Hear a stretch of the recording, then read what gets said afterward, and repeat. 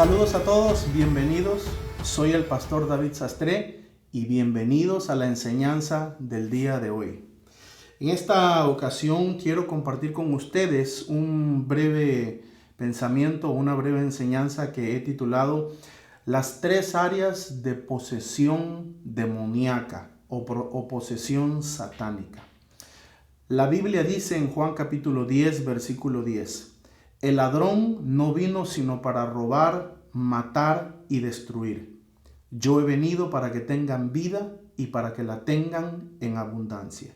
Lo repito una vez más, el ladrón no vino sino para robar, matar y destruir. El propósito del diablo y el propósito de sus demonios es claro. El ladrón vino para robar, vino para matar y vino para destruir. ¿Quién dijo esto o quién mencionó esto?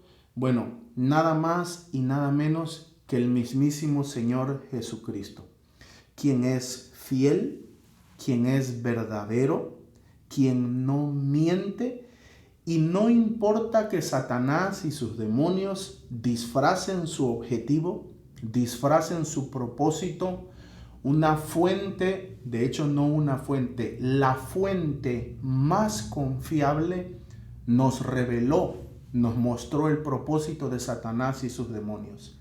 ¿Quién es esa fuente confiable? Jesucristo, el fiel y verdadero, el que no miente, el que jamás tuvo engaño en su boca. Y el Señor nos mostró, el Señor nos reveló que el propósito de Satanás es robar, matar y destruir. Por esa razón ha venido Satanás y por esa razón han venido sus demonios, y su propósito contra el ser humano es este. Insisto, robar, matar y destruir. Ahora, el tema que nos atañe en este día es las áreas o las diferentes áreas de posesión demoníaca. Quiero hablarle de que los espíritus inmundos, y quiero compartirle con la palabra del Señor, ellos son capaces de poseer, de afectar nuestras tres diferentes áreas que conforman nuestro ser. Nosotros los seres humanos, de acuerdo a la Biblia, somos en ese sentido igual que Dios, tripartitos. Nosotros somos espíritu, alma y cuerpo. Bueno, quiero mostrarle la primera área de posesión demoníaca. Demonios en el cuerpo. ¿Lo escuchó bien? Primera área que estudiaremos en este día de posesión demoníaca. Demonios en el cuerpo. Voy a leerle lo que dice Lucas capítulo 13, versículo 10 al versículo 17. Y dice de la siguiente manera, es la historia de la mujer encorvada. Jesús enseñaba en una de las sinagogas en el sábado, y he aquí una mujer que tenía un espíritu de enfermedad desde hacía 18 años, andaba encorvada y de ninguna manera se podía enderezar. Cuando Jesús la vio, la llamó y le dijo, mujer, quedas libre de tu enfermedad. Puso las manos sobre ella y al instante se enderezó y glorificaba a Dios. Y respondiendo el principal de la sinagoga, se enojó o enojado de que Jesús hubiera sanado en sábado, decía a la gente, 6 días hay en la semana en los cuales se debe de trabajar. Vengan pues en estos días y sean sanados, y no en el día de sábado. Entonces el Señor respondió diciendo, hipócrita, ¿no desata cada uno de ustedes en el sábado su buey o su asno del pesebre y lo lleva a beber? Y ésta, siendo hija de Abraham, a quien Satanás ha tenido atada por 18 años, ¿no debía acaso ser librada de esta atadura en el día sábado? Y cuando él decía estas cosas, todos sus adversarios se avergonzaban, y todo el pueblo se regocijaba por todas las cosas gloriosas que él hacía. Demonios en el cuerpo.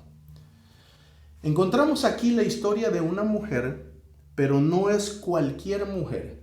Es una mujer que, de acuerdo a la palabra del Señor, tenía 18 años, que estaba encorvada, tenía una joroba en su espalda, pero la Biblia no nos deja a nuestra interpretación en el pensar cuál era la causa o cuál era la razón de esa enfermedad o de esa joroba. La Biblia lo dice claramente, tenía un espíritu de enfermedad. No se trata de que si era genético, si era generacional, si era una enfermedad natural. La Biblia lo dice claramente. La razón, la causa de esta enfermedad era un espíritu de enfermedad. Era un demonio de enfermedad. Quien, por cierto, Jesucristo dijo, Satanás ha tenido o había tenido atada a esta mujer por 18 años. Piense en esto. El tiempo en el que los espíritus pueden estar dentro de nosotros. Amados, yo quiero decirles que los espíritus inmundos, si Jesucristo no llega, si el reino de Dios no llega y no recibimos esa liberación que Dios tiene para nosotros, los espíritus inmundos pueden permanecer dentro de nosotros, si es posible, la vida entera. Aquí tenemos una mujer, y ahorita voy a explicarle que, por cierto, no era cualquier mujer. Tenemos una mujer que por 18 años mantuvo dentro de su cuerpo un espíritu de enfermedad. La causa que provocaba su enfermedad era un demonio, era un espíritu de enfermedad. Ahora, yo encuentro aquí que cuando el Señor mira a esta mujer y es movido a misericordia, yo encuentro aquí dos ministraciones. Yo encuentro aquí dos cosas que el Señor hizo a esta pobre mujer. Número uno, la primera ministración que yo veo es liberación. Jesucristo saca o Jesucristo echa fuera o expulsa el demonio de enfermedad. Literalmente dice la Biblia, mujer, quedas libre de tu enfermedad. Para mí eso es liberación. Para mí eso es la expulsión del demonio. Sin embargo, si usted observa con cuidado, lo siguiente del versículo dice, y puso las manos sobre ella y al instante se enderezó y glorificaba a Dios. Aquí yo encuentro la segunda ministración, que para mí es la impartición de la sanidad. Con la palabra el Señor echa fuera el demonio de enfermedad. Mujer, eres libre de ese espíritu de enfermedad. Pero luego, para impartir la sanidad, el Señor pone sus manos sobre ella. Y qué maravilloso que dice, al instante se enderezó y glorificaba al Señor. Ahora, déjeme hablarle por unos minutitos de quién era esta mujer de acuerdo a la Biblia y a quién representa esta mujer. Bueno, Jesucristo dijo algo muy importante. Dijo que esta mujer era una hija de Abraham. Podemos pensar que todos los que estaban allí eran hijos de Abraham o descendientes de Abraham. Todos eran hebreos, todos eran judíos, todos eran israelitas. Sin embargo, y por cierto, estaban en la sinagoga, estaban en el lugar o en uno de los lugares de adoración a Dios, en donde se estudiaba la Torá, en donde se estudiaba la palabra de Dios. Sin embargo, Jesucristo se refirió a ella como una hija de Abraham. Y es que hay un secreto o hay una enseñanza muy importante que está relacionada a esta frase que tiene que ver con Abraham.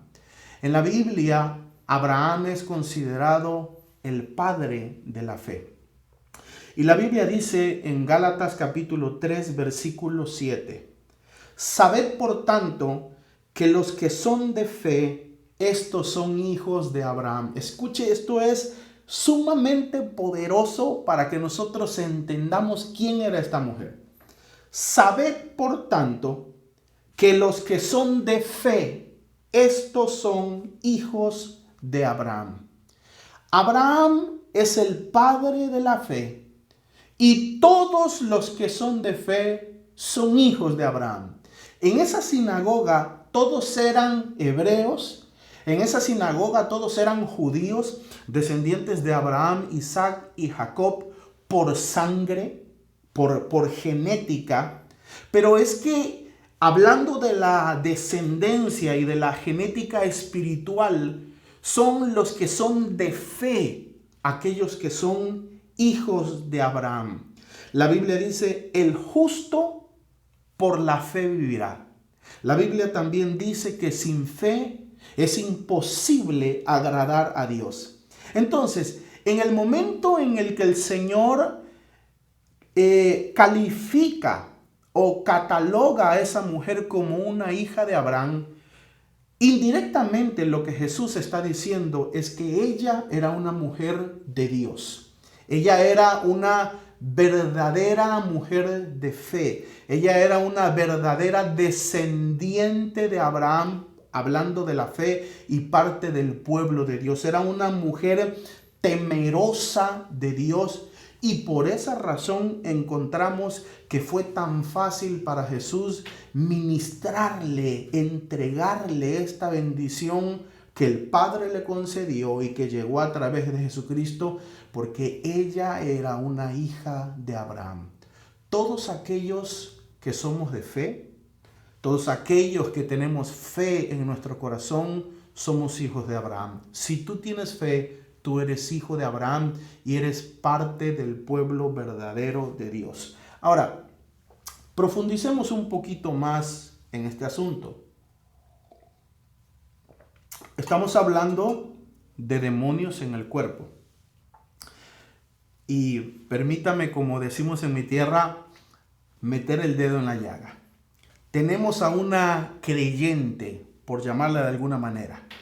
Tenemos a una mujer de fe, una mujer temerosa de Dios. Estaba en la sinagoga, en el lugar en donde se busca a Dios.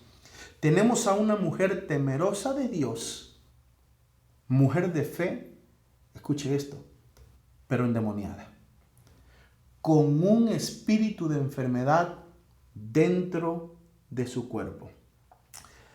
¿Podemos los cristianos ser susceptibles a los demonios?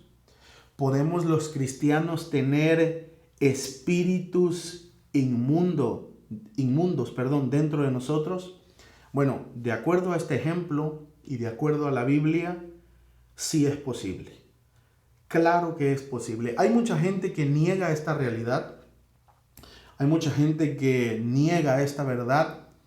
Hay mucha gente que dice, su argumento es el siguiente: ¿cómo puede ser posible que en el mismo cuerpo en donde está el Espíritu de Dios pueda haber un demonio o pueda haber un espíritu inmundo? Ese es el argumento de aquellos que no creen que esto pueda ser posible.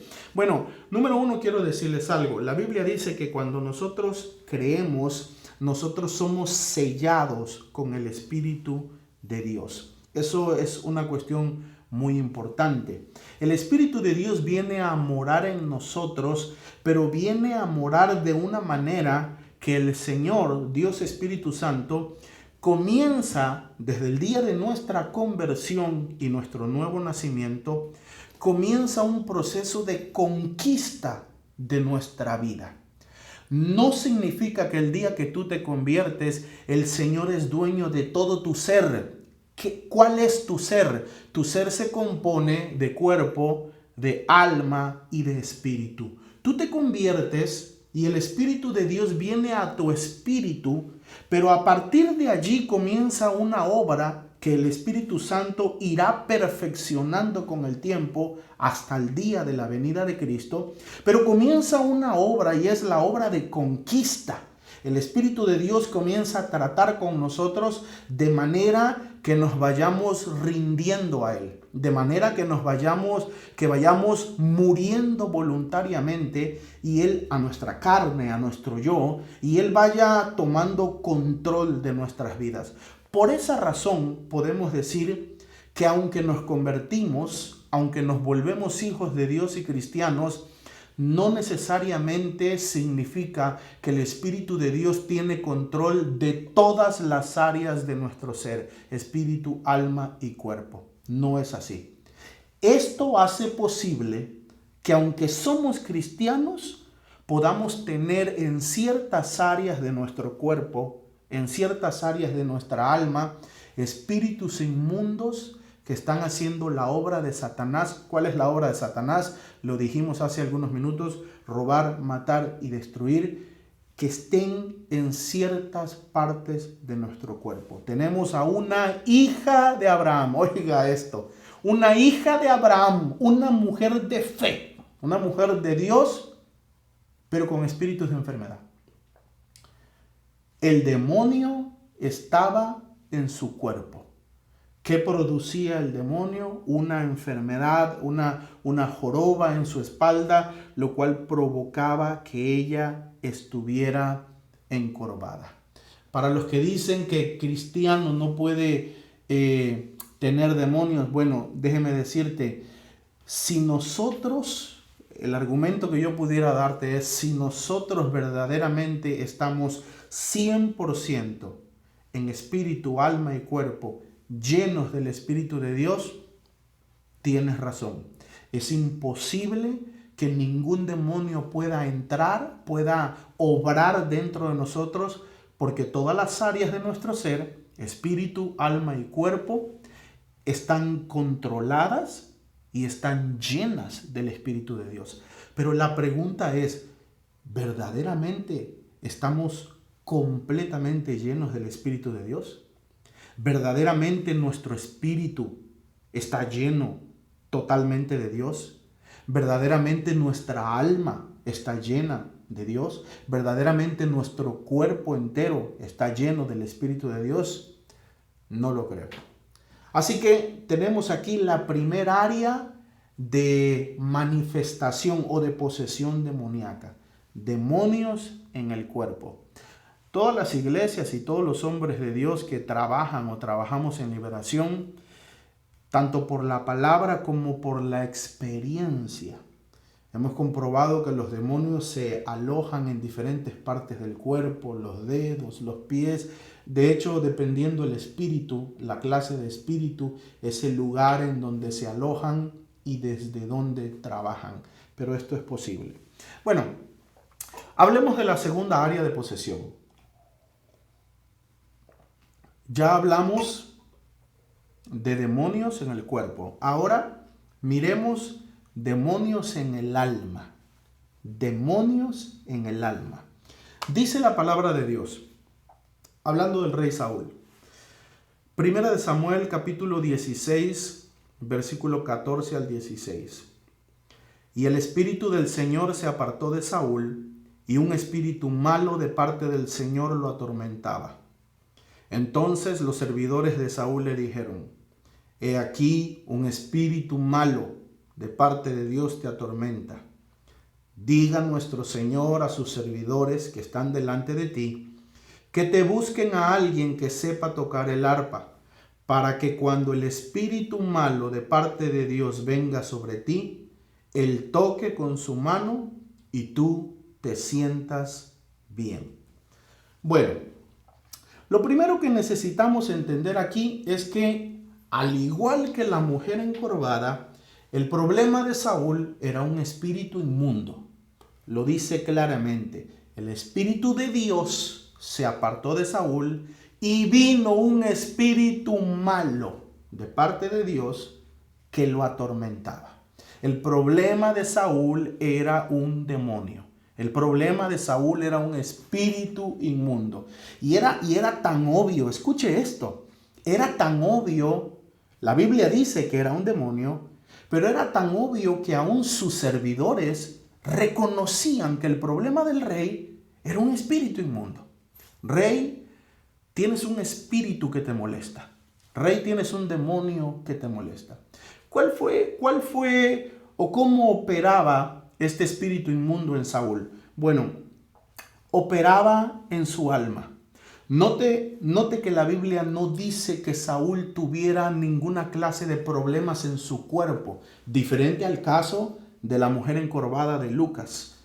El problema o los estragos que cometía este demonio dentro de Saúl eran en el alma.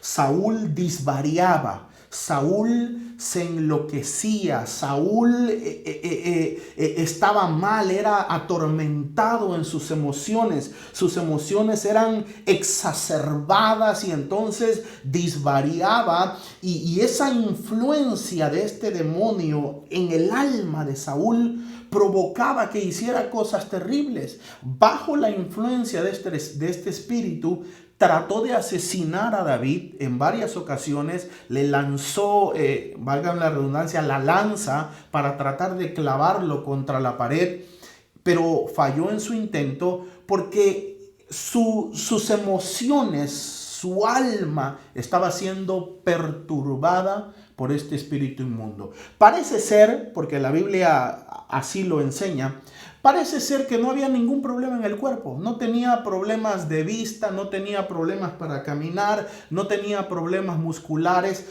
El demonio operaba en el alma. Hay espíritus, amigos, hermanos, hay espíritus cuya especialidad o cuya obra de trabajo es nuestra alma, nuestras emociones, nuestros sentimientos, nuestros pensamientos, nuestra voluntad.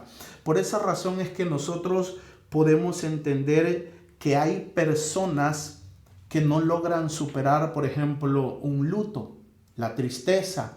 Hay personas que los consume el dolor.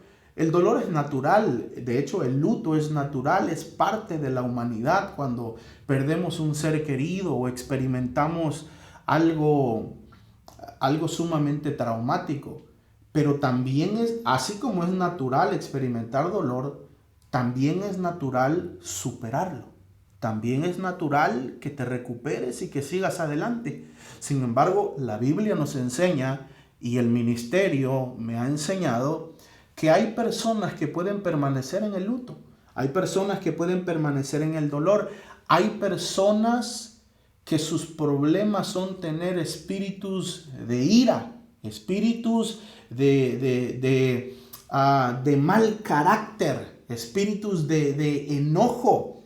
Y por eso vemos gente que bajo la influencia del enojo, y déjeme ponerlo así, bajo la influencia de los espíritus de odio y de enojo, son capaces de hacer cualquier cosa. Por eso escuchamos hoy de gente que asesinó a su esposa, que le dio 3 balazos a sus hijos, que mató una madre que mató a sus bebés a golpes porque ya no los soportaba escucharlos llorar, etcétera, etcétera. Demonios en el alma.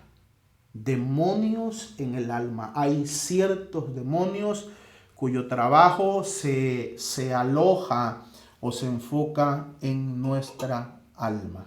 El alma es la segunda área de posesión demoníaca en los hombres.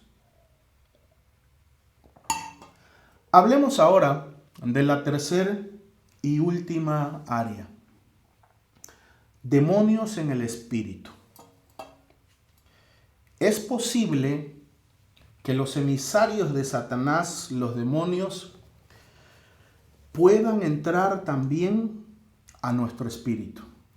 Y de hecho, déjeme decirle que este es el caso más duro y más extremo. Ejemplo, el endemoniado gadareno. Marcos capítulo 5, versículo 1 al 5 dice: fueron a la otra orilla del mar, a la región de los Gadarenos. Apenas salido él de la barca, de repente le salió al encuentro de entre los sepulcros un hombre con espíritu inmundo.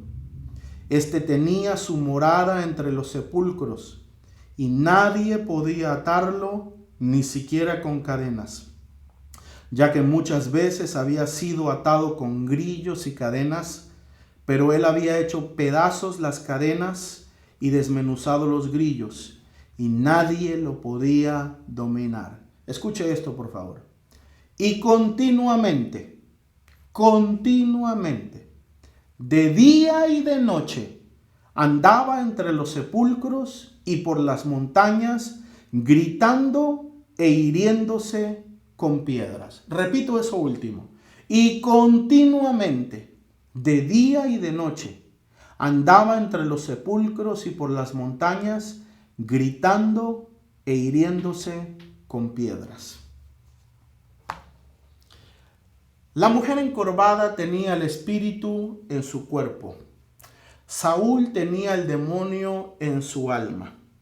Pero aún el mismo Saúl, a pesar de que era molestado por espíritus en su alma, aún el mismo Saúl de tanto en tanto regresaba a la normalidad.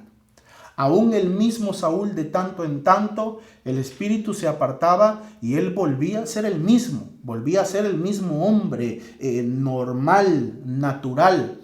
Sin embargo, encontramos aquí el ejemplo de un hombre que habitaba en una región llamada Gadara, que de acuerdo a la Biblia, la posesión del demonio era permanente. Era todo el tiempo. La posesión, los demonios habían tomado tanto poder en él. De hecho, usted sabe que este fue el que le dijo a Jesús, cuando el Señor le preguntó ¿cómo te llamas? Le dijo, Legión me llamo porque somos muchos. Era una legión romana se constituía de algunos dicen que de entre 2,000 a 4,000 soldados. En este pasaje de Marcos 5 dice que habían 2,000 cerdos, a los cuales se fueron los demonios y los 2,000 se despeñaron y se mataron. Lo cual nos dice, echando matemáticas, que si por lo menos un espíritu inmundo entrara a cada cerdo, por lo menos uno, significa que este hombre como mínimo tenía 2,000 demonios dentro de él. Pero bueno, volviendo al tema, este hombre, la posesión de este hombre estaba en el espíritu. ¿Por qué podemos decir esto? Porque nuestro ser es el espíritu. Tu ser, tu verdadero yo, es tu espíritu. Nosotros somos un espíritu que tiene un alma y que vive en un cuerpo. Te lo voy a repetir. Nosotros, la parte intrínseca de nuestro ser es el espíritu. Nosotros somos un espíritu que tiene un alma y que vive en un cuerpo. La obra de los demonios en este hombre de Gadara había profundizado tanto que ya había llegado al espíritu. La posesión de estos demonios estaban en el espíritu del hombre. Este hombre ya no volvía en sí, ya nunca volvía en sí. Todo el tiempo permanecía bajo posesión diabólica. Por eso dice que muchos habían tratado de atarlo con cadenas, con grillos, y no era posible porque los demonios estaban en control todo el tiempo. Imagínese el sufrimiento de un hombre que está encarcelado en su propio cuerpo. Un hombre que está en las sombras, que está tapado, cobijado por una legión de demonios y que está ahí atrapado y no puede hablar, no puede comunicarse, está allí en sufrimiento y los demonios están todo el tiempo en control. Sin embargo, Jesucristo viene, Jesucristo tiene misericordia de este hombre y Jesucristo le muestra su amor dándole libertad de esta posesión. Y por fin, después de mucho tiempo, no sabemos cuánto tiempo, pero por fin ese ser sale a la luz y puede hablar otra vez y puede comunicarse y puede expresarse. Sabe que la Biblia dice que constantemente este hombre se golpeaba y se hería con piedras. Vivía entre los sepulcros, en los panteones, entre la gente muerta. Imagínese el sufrimiento que este ser humano tenía. Pero Jesucristo tuvo misericordia de él y lo alcanzó y lo libertó. ¿Por qué razones, mis amados? ¿Por qué razones o cuáles son las formas en cómo los demonios, los espíritus inmundos, pueden entrar a nosotros los seres humanos y comenzar a hacer sus obras. ¿Cuáles son sus obras? ¿Cuáles son sus propósitos? Ya lo dije varias veces. Juan 10:10, robar, matar y destruir. ¿Cuáles son las razones? Bueno, la número 1 son pecados propios. Cuando tú pecas, cuando yo peco, estamos dando autoridad a Satanás. Pecar es romper la ley de Dios, los mandatos de Dios, y eso da autoridad al diablo. Pecados. Nuestros pecados dan autoridad a Satanás y abren la puerta para que los demonios puedan entrar a nuestras vidas. Pecados repetitivos, pecados constantes. Si tú pecaste, si te levantas, si te arrepientes y renuncias a ese pecado, Dios te perdona y la sangre de Cristo nos limpia de todo pecado. Pero insisto, pecados constantes, pecados repetitivos abren la puerta a Satanás. Número 2, acciones ignorantes. Escucha esto. Acciones ignorantes. Es que hay cosas que nosotros podemos hacer que no necesariamente van a ser llamadas pecado, que no necesariamente van a ser consideradas el quebrantamiento de una ley de Dios, pero son acciones que hacemos en ignorancia, que aunque tú no lo sabes y yo no lo sé, abren la puerta a los demonios. Por ejemplo, mirar películas de terror. Hay gente que no lo sabe, hay gente que no lo entiende, pero mirar películas de terror abre la puerta para que ciertos demonios puedan entrar a tu vida. Por ejemplo, el que tú tomes en ignorancia un objeto que es anatema, que te lleves a tu casa un objeto que ha sido maldito. Dice la Biblia que aquel que tenga anatema no solo es el objeto en sí, dice, no tomarás anatema para que no seas anatema. O sea que el tener la posesión de un objeto anatema me convierte a mí en anatema.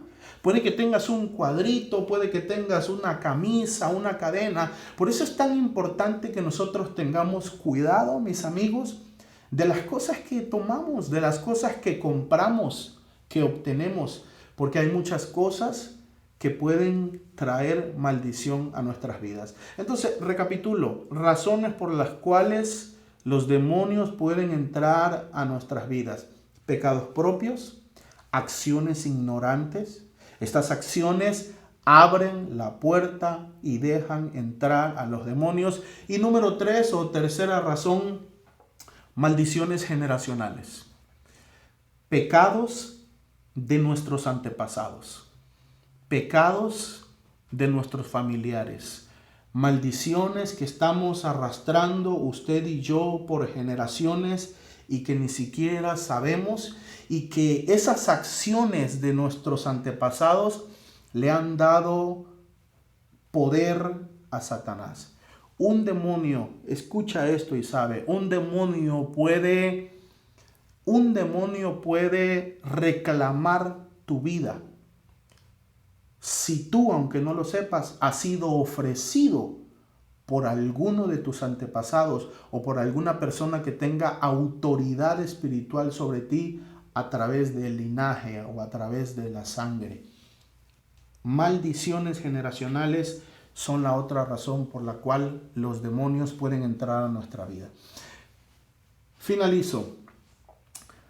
Los demonios pueden afectar y poseer las 3 áreas de nuestro ser: cuerpo, alma y espíritu. Sin embargo, amigo que me escuchas, Jesucristo, el Hijo bendito de Dios, hace 3 cosas maravillosas. Escucha bien. Jesucristo salva.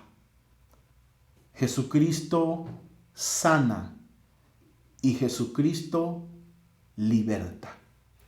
Lo repito, Jesucristo salva, sana y liberta. Él salva de condenación. Él nos salva de nuestros pecados. Él, si tú le reconoces, pones tu fe en Él y le recibes, Él te da la salvación por su propio sacrificio y te regala la reconciliación con Dios Padre. Jesucristo sana. Jesucristo tiene poder para sanar tu cuerpo. La mujer encorvada, la mujer ya tenía fe, ya era de Dios y recibió la ministración del poder de Dios que le dio alivio a su enfermedad. Jesucristo tiene poder para sanarte de cualquier enfermedad. El poder de Dios está vigente, está accesible, su Espíritu Santo está aquí y se mueve y ese poder se libera a nosotros a través de la fe. Número 3, Jesucristo liberta. Jesucristo rompe las cadenas del enemigo. Jesucristo no quiere que tú pases atado a los demonios. Jesucristo no quiere que tú sufras los embates, los ataques de los espíritus inmundos. Él dijo, yo he venido para que tengan vida y para que la tengan en abundancia. La Biblia también dice, para esto fue manifestado el Hijo de Dios, para deshacer las obras del diablo, para romper, para cortar las obras del diablo. Jesucristo, nuestro Señor Jesús, puede salvarte, puede sanarte, pero también puede libertarte. Tienes problemas con espíritus inmundos, tienes problemas con demonios. ¿A qué nivel? ¿En tu cuerpo? ¿En tu alma? ¿En tu espíritu? No importa dónde estén. El Hijo poderoso de Dios, llamado Jesús, tiene poder para libertarte, para romper las cadenas del diablo y para que sea donde sea que esté la manifestación de Satanás, sea rota por la autoridad que hay en el nombre de Jesús y tú puedas tener vida y vida en abundancia. Que el Señor te bendiga grande y poderosamente. Soy el pastor David Sastre.